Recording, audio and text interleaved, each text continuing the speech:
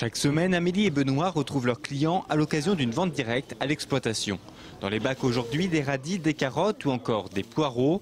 Maraîchers depuis 2004, et ils ont fait le choix, il y a 5 ans, de se lancer dans la production biologique. On a commencé à cultiver des légumes, en fait on n'était pas certifié bio mais on n'aimait pas traiter, donc ça nous arrivait de temps en temps, rarement, le moins souvent possible, et à chaque fois que je le faisais ça me dégoûtait. Donc en fait c'est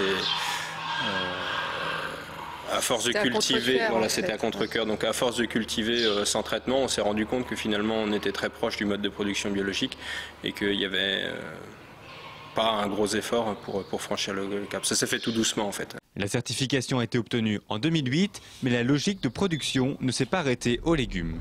En bio, nous avons besoin de fumier pour fertiliser les terres et on a pensé que c'était plus cohérent, plus durable d'avoir un atelier d'élevage avec les céréales. En fait, c'est de là qu'est venue l'idée de faire de l'élevage.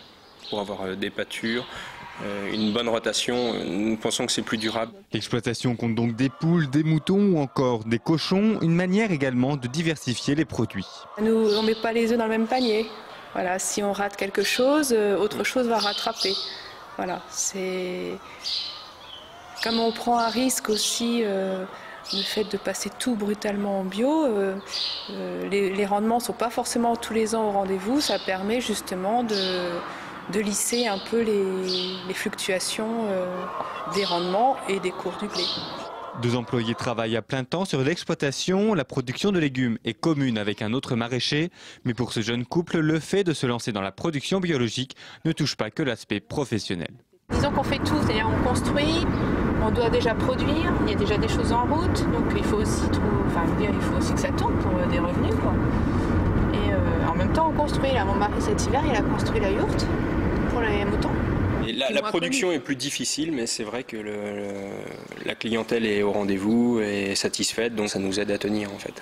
Derrière, ça demande un investissement important de notre part. Voilà.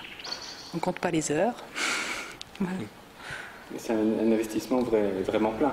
C'est un projet de vie en fait. Amélie et Benoît proposent également des colis de saison sur 3, mais le développement n'est pas encore tout à fait terminé. Un local permettant le commerce est actuellement en travaux et un permis de construire a été déposé pour un bâtiment abritant les cochons.